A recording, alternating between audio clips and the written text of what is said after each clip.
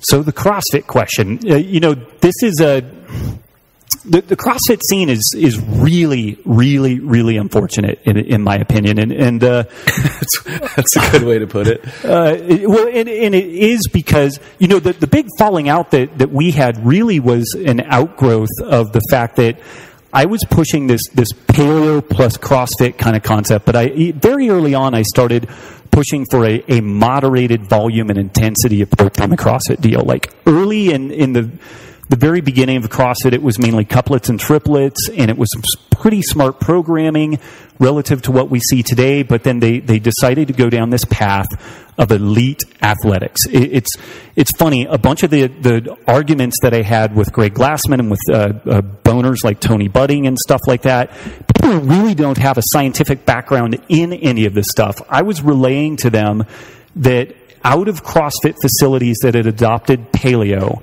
we were seeing things like the reversal of Huntington's disease, which ended up spawning a UCLA, UCSD study related to Huntington's disease and gluten-free diets and paleo, which is actually going to be getting underway here pretty soon. We saw just tons and tons of reversal of multiple sclerosis and rheumatoid arthritis and all this sort of stuff.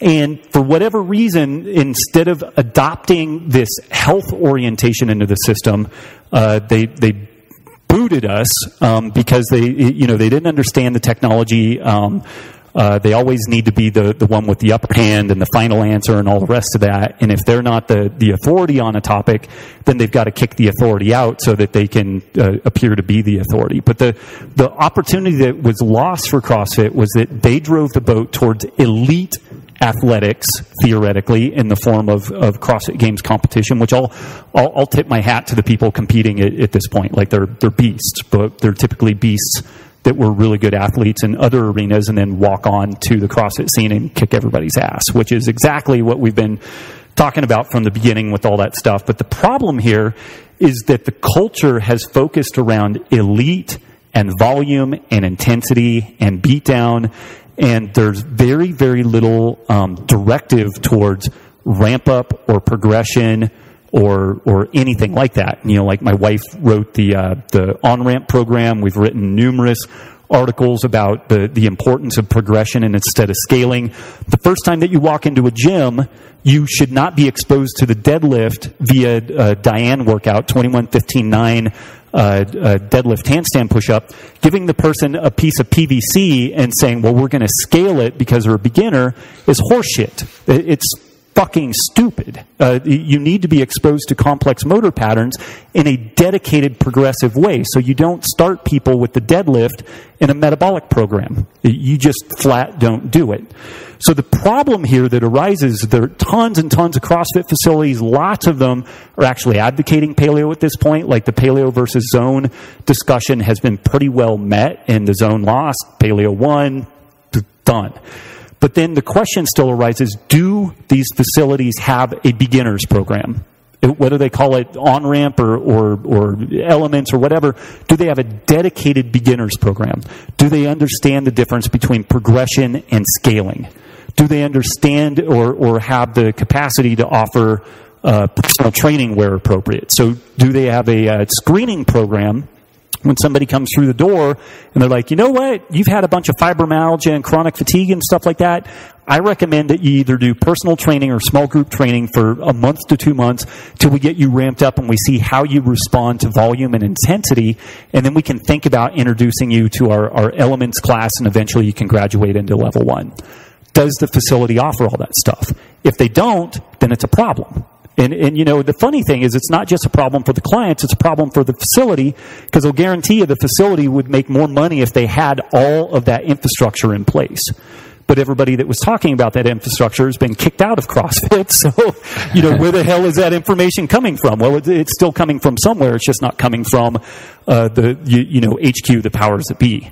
And for them, that's a really big problem when the best information related to training and progression and all the rest of that comes from entities other than the governing body. Because then the governing body is no longer the power seat. They're no longer the place that people look to for information. So that's all a bunch of like political backstory and other bullshit that I probably shouldn't get into. But the long and short of this is I don't know if it's okay for you to go to your local CrossFit facility. And that's a crying shame. There should have been some sort of QA/QC, quality control, quality assurance, such that I could easily, with no reservation, say, you should absolutely go check that place out, and they'll be able to take care of you, because I know they've got some sort of a beginner's class, they've got some sort of a screening program, and I'm virtually certain that you're going to go in there and not get broken because you're entering the game with some pre-existing conditions that absolutely leave you open to things like rhabdo and other really serious problems, to say nothing of elevated cortisol problems from overtraining.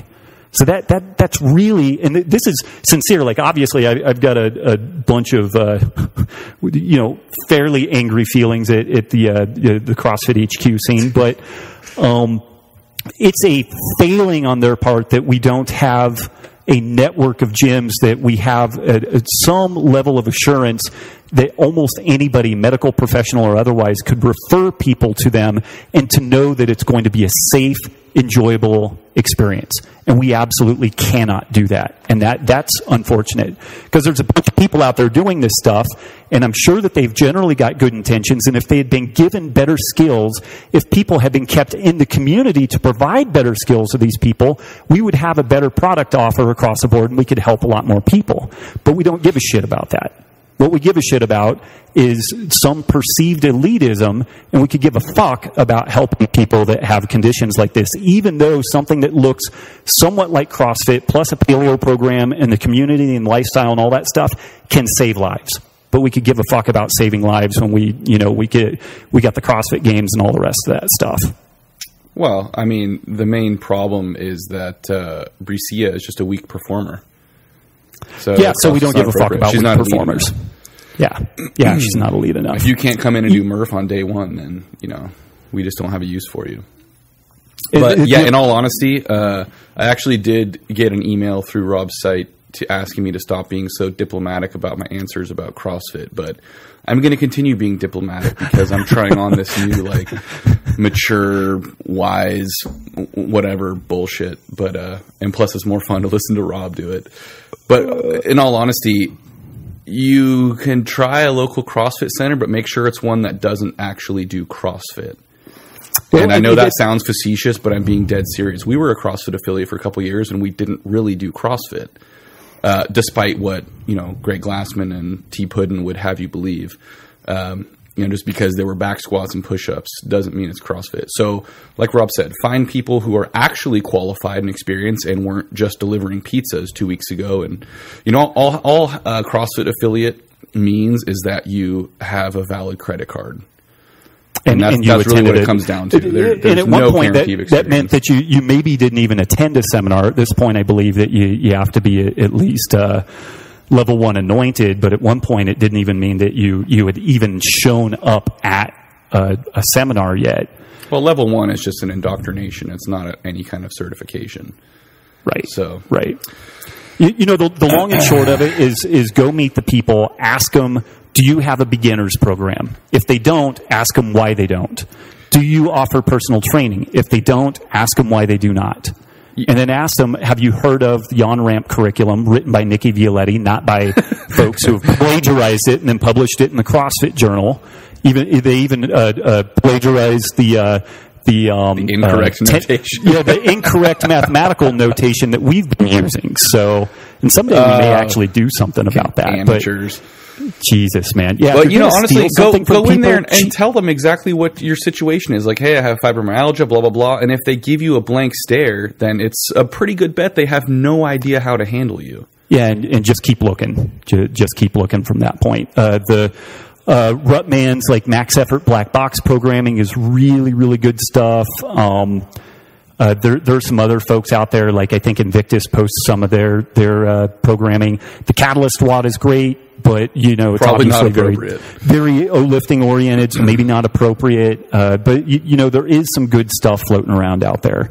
But I would just kind of knock on doors and ask them some questions and see what type of trainer, what type of coach they are, and if it sniffs pretty good, then give it a shot. And that said, if people will take this general idea of functional movements and appropriate intensity and progression and ramp up and everything, I think it could be amazing for you. If they throw you into the mix and just assume that you're going to do 20 to 40 minute chipper, and they're just going to scale it for you, and that's your day one workout, then we've got a huge problem there. It's going to set you back. Yeah, and in all honesty, personal training is obviously very expensive, and it's tough for anyone to afford that 3 to 5 days a week. But if you can find someone who will work with you one-on-one, even once a week, but then write a program for you for a few other days outside of that gym, something you can do at home, and like Rob said, have some kind of, especially at this point, very basic, straightforward progression, learning these movements and then practicing the movements and then training the movements, after a little bit of that, then, and seeing how you respond to it, you probably will be okay to go into classes, at least that are programmed intelligently and implemented well, not just, if the gym posts the CrossFit.com workout, that's their workout, then keep walking. Yeah, just get as far away from there as possible. James Fitzgerald got himself in hot water at one of his talks by basically just saying, I don't think that the .com, WOD is appropriate for most people. Most people. I wouldn't let anyone do that. I wouldn't either, but he was being diplomatic enough to just say most people, with the caveat in there that maybe you've got some monstrous freak of nature that's going to come in and dominate that stuff. And I think that that's a very honest assessment. And yet again, you provide an honest assessment, and instead of either having dialogue or discussion on the topic, you just kick the person out. So another one of our best, coaches and brightest minds in this functional fitness scene, they get ousted for basically saying, I don't really like the .com programming, and I think it's inappropriate for most people, particularly beginners. Well, they say right there, though. I mean, it's admittedly, what's their line? The CrossFit.com workout of the day is meant to exceed the capacity of the world's fittest people. So they've said right there, it's appropriate for no one. It doesn't make any sense. But I guess when you agree with them on that, then you get kicked out. You can't have it both ways. You can't say, jump in on this workout, but no, it's harder than you could or anyone could handle. You do get to have it both ways when you run some sort of an Orwellian kind of gig where you just keep changing the story to suit your needs. That's not so what you I can said. Always be right. All right. Well, yeah, enough on that to some degree. But obviously, I've got a lot of emotion on this, but a lot of it, and it's not just that I got booted out of CrossFit and shit like that. Like legit, I legitimately want to help people, and there was a huge opportunity lost by CrossFit HQ turning its back on the health and longevity potentiality of this. Just a huge opportunity lost. And it will likely never be remet at all in general, definitely not under their banner. There may be some other opportunities to kind of unite that idea at some point down the road, but it's just a huge opportunity loss. It could have helped a lot of people, and it would not have diminished the ability to push the CrossFit Games, the elite athletics, or any of that stuff at all. Would have actually lended more credibility to it to be able to say, hey, we can modify this stuff for a ton of different situations, and I'm not just talking about scaling. It goes way beyond scaling. Well, now that we've entered the Robockian era, it's certainly a lost cause. Yeah. All right, moving on. Somewhat. Well, one of these days what we have to do is record a full-length podcast just on CrossFit and then not publish it. That would be fun. It would almost be like the breakup letter that you don't send or something like that. Yeah, totally. That would be hilarious. Although what we do with that one is we make it a paid download. I was just going to say I would sell it on the side. So.